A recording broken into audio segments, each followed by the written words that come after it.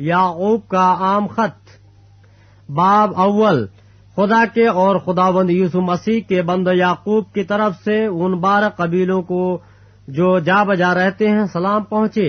اے میرے بھائیوں، جب تم طرح طرح کی آزمائشوں میں پڑو تو اس کو یہ جان کر کمال خوشی کی بات سمجھنا کہ تمہارے ایمان کی آزمائش صبر پیدا کرتی ہے، اور صبر کو اپنا پورا کام کرنے دو تاکہ تم پورے اور کامل ہو جاؤ اور تم میں کسی بات کی کمی نہ رہے۔ لیکن اگر تم میں سے کسی میں حکمت کی کمی ہو تو خدا سے مانگے جو بغیر ملامت کیے سب کو فیاضی کے ساتھ دیتا ہے، اس کو دی جائے گی، مگر ایمان سے مانگے اور کچھ شک نہ کرے، کیونکہ شک کرنے والا سمندر کی لہر کے مانند ہوتا ہے جو ہوا سے بہتی اور اچھلتی ہے۔ ایسا آدمی یہ نہ سمجھے کہ مجھے خداوند سے کچھ ملے گا۔ وہ شخص دو دلا ہے اور اپنی سب باتوں میں بے قیام۔ ادنا بھائی اپنے اعلیٰ مرتبہ پر فخر کرے اور دولت مند اپنی ادنا حالت پر، اس لیے کہ گھاس کے پھول کی طرح جاتا رہے گا، کیونکہ سورج نکلتے ہی سخت دھوپ پڑتی اور گھاس کو سکھا دیتی ہے اور اس کا پھول گر جاتا ہے اور اس کی خوبصورتی جاتی رہتی ہے۔ اسی طرح دولت مند بھی اپنی راہ پر چلتے چلتے خاک میں مل جائے گا۔ مبارک وہ شخص ہے جو آزمائش کی برداشت کرتا ہے، کیونکہ جب مقبول ٹھہرا تو زندگی کا وہ تاج حاصل کرے گا جس کا خداوند نے اپنے محبت کرنے والوں سے وعدہ کیا ہے۔ جب کوئی آزمایا جائے تو یہ نہ کہے کہ میری آزمائش خدا کی طرف سے ہوتی ہے، کیونکہ نہ تو خدا بدی سے آزمایا جا سکتا ہے اور نہ وہ کسی کو آزماتا ہے۔ ہاں، ہر شخص اپنی ہی خواہشوں میں کھینچ کر اور پھنس کر آزمایا جاتا ہے، پھر خواہش حاملہ ہو کر گناہ کو جنتی ہے، اور گناہ جب بڑھ چکا ہو تو موت پیدا کرتا ہے۔ اے میرے پیارے بھائیوں، فریب نہ کھانا، ہر اچھی بخشش اور ہر کامل انعام اوپر سے ہے اور نوروں کے باپ کی طرف سے ملتا ہے، جس میں نہ کوئی تبدیلی ہو سکتی ہے اور نہ گردش کے سبب سے اس پر سایہ پڑتا ہے۔ اس نے اپنی مرضی سے ہمیں کلام حق کے وسیلے سے پیدا کیا تاکہ اس کی مخلوقات میں سے ہم ایک طرح کے پہلے پھل ہوں۔ اے میرے پیارے بھائیوں، یہ بات تم جانتے ہو، بس ہر آدمی سننے میں تیز اور بولنے میں دھیرا اور قہر میں دھیما ہو، کیونکہ انسان کا قہر خدا کی راست بازی کا کام نہیں کرتا۔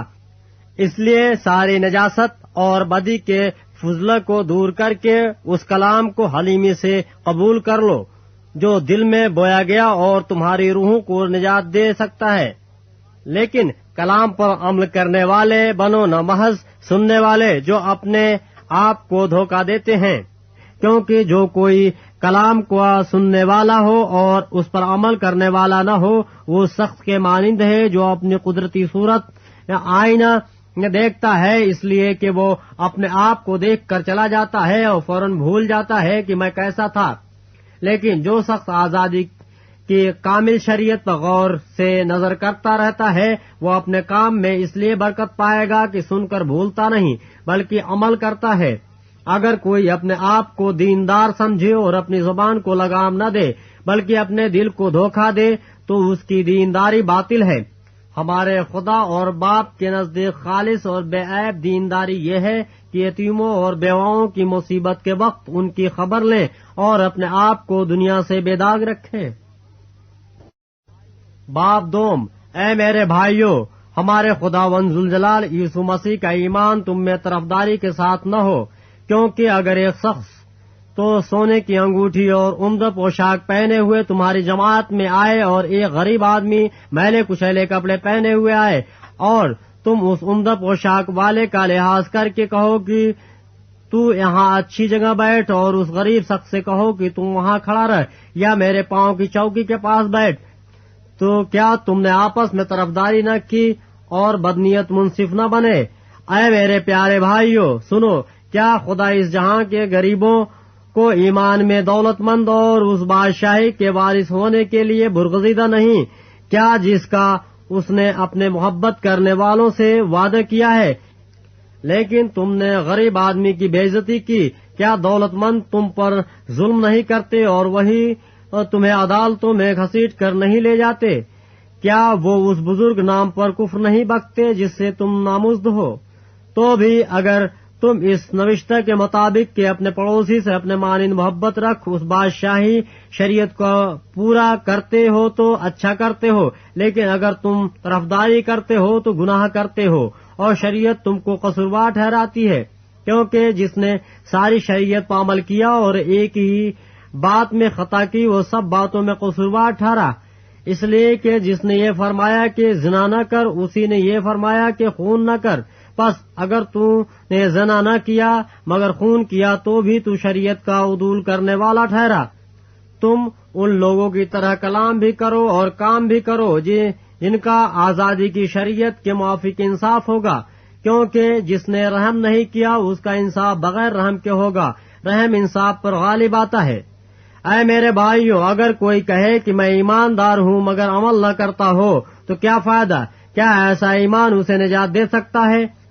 اگر کوئی بھائی یا بہن ننگی ہو اور ان کو روزانہ روٹی کی کمی ہو اور تم میں سے کوئی ان سے کہے کہ سلامتی کے ساتھ جاؤ، گرم اور سیر رہو، مگر جو چیزیں تن کے لیے درکار ہیں وہ انہیں نہ دے تو کیا فائدہ؟ اسی طرح ایمان بھی اگر اس کے ساتھ اعمال نہ ہو تو اپنی ذات سے مردہ ہے۔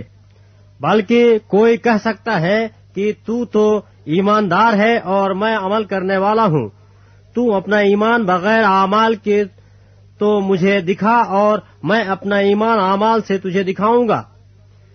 تو اس بات پر ایمان رکھتا ہے کہ خدا ایک ہی ہے، خیر اچھا کرتا ہے۔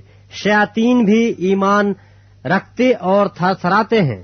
مگر اے نکمے آدمی، کیا تو یہ بھی نہیں جانتا کہ ایمان بغیر اعمال کے بیکار ہے؟ جب ہمارے باپ ابراہم نے اپنے بیٹے اسحاق کو قربان گاہ پر قربان کیا تو کیا وہ اعمال سے راست باز نہ ٹھہرا؟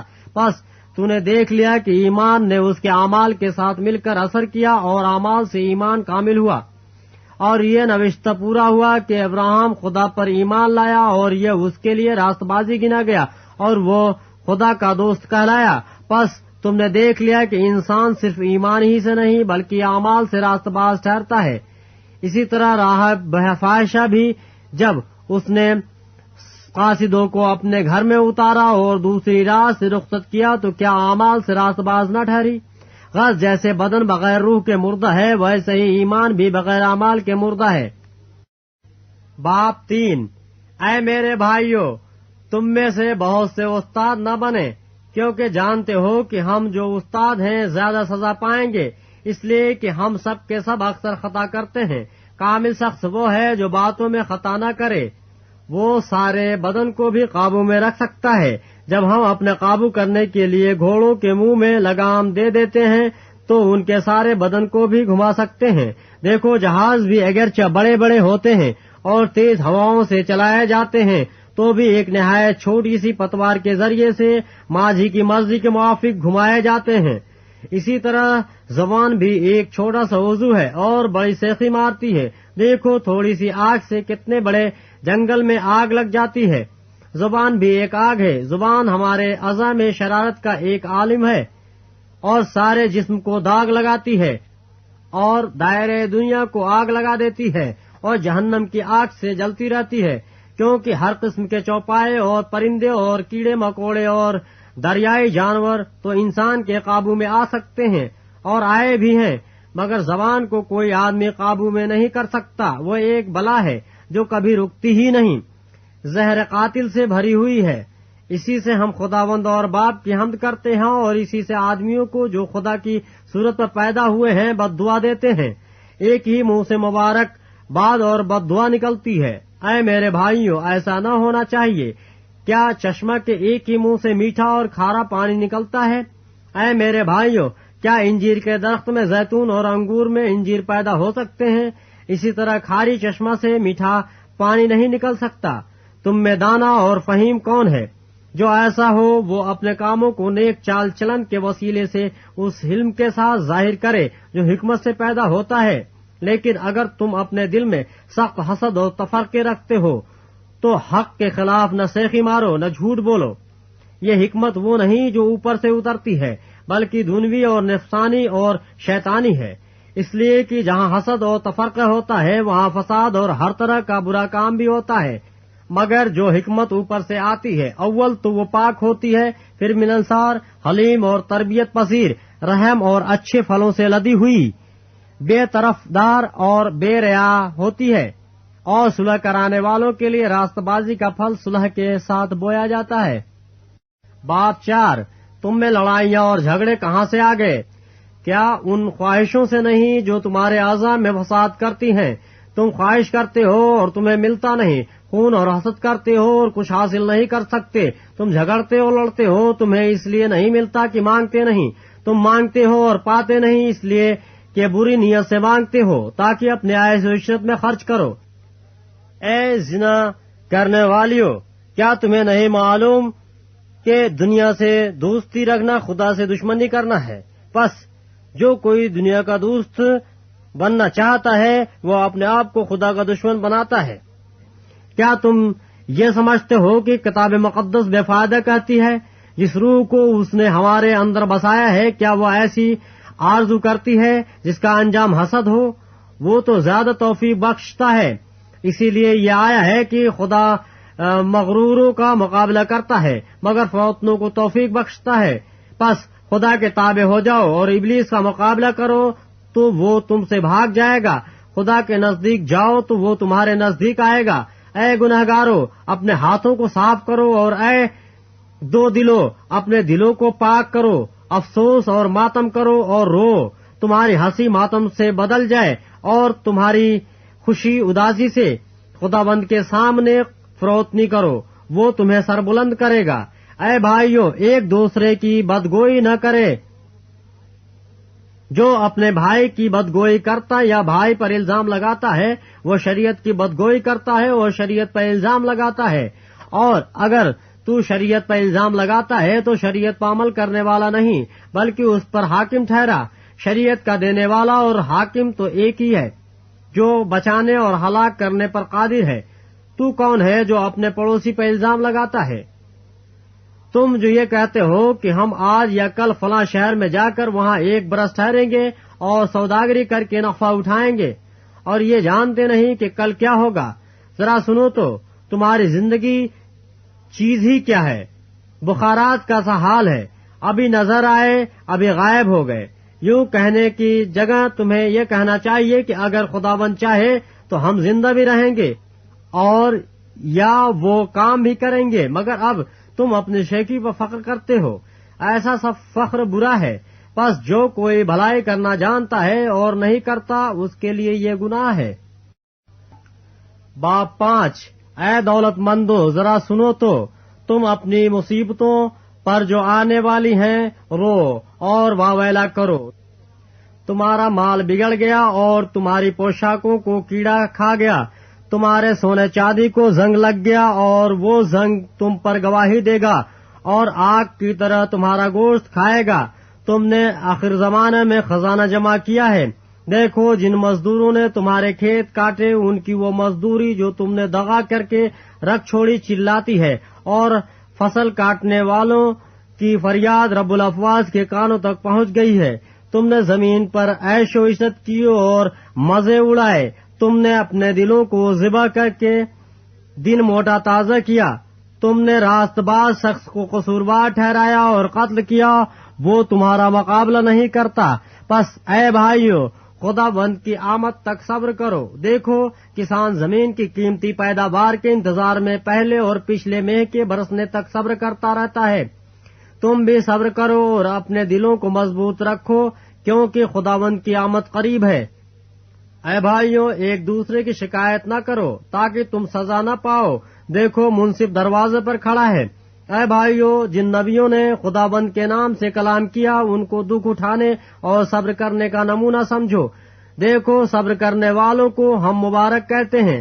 تم نے ایوب کے صبر کا حال تو سنا ہی ہے، اور خداوند کی طرف سے جو اس کا انجام ہوا اسے بھی معلوم کر لیا، جس سے خداوند کا بہت ترس اور رحم ظاہر ہوتا ہے۔ مگر اے میرے بھائیو، سب سے بڑھ کر یہ ہے کہ قسم نہ کھاؤ، نہ آسمان کی، نہ زمین کی، نہ کسی اور چیز کی، بلکہ ہاں کی جگہ ہاں کرو اور نہیں کی جگہ نہیں، تاکہ سزا کے لائق نہ ٹھہرو۔ اگر تم میں کوئی مصیبت زدہ ہو تو دعا کرے، اگر خوش ہو تو حمد کے گیت گائے۔ اگر تم میں کوئی بیمار ہو تو کلیسیا کے بزرگوں کو بلائے اور وہ خدا بند کے نام سے اس کو تیل مل کر اس کے لیے دعا کریں۔ جو دعا ایمان کے ساتھ ہوگی اس کے باعث بیمار بچ جائے گا اور خداوند اسے اٹھا کھڑا کرے گا، اور اگر اس نے گناہ کیے ہوں تو ان کی بھی معافی ہو جائے گی۔ پس تم آپس میں ایک دوسرے سے اپنے اپنے گناہوں کا اقرار کرو اور ایک دوسرے کے لیے دعا کرو تاکہ شفا پاؤ۔ راست باز کی دعا کے اثر سے بہت کچھ ہو سکتا ہے۔ ایلیا ہمارا ہم طبیعت انسان تھا۔ اس نے بڑے جوش سے دعا کی کہ میں نہ برسے، چنانچہ 3.5 برس تک زمین پر میں نہ برسا۔ پھر اس نے دعا کی تو آسمان سے پانی برسا اور زمین میں پیداوار ہوئی۔ اے میرے بھائیو، اگر تم میں کوئی راہ حق سے گمراہ ہو جائے اور کوئی اس کو پھیر لائے تو وہ یہ جان لے کہ جو کوئی کسی گناہگار کو اس کی گمراہی سے پھیر لائے گا وہ ایک جان کو موت سے بچائے گا اور بہت سے گناہوں پر پردہ ڈالے گا۔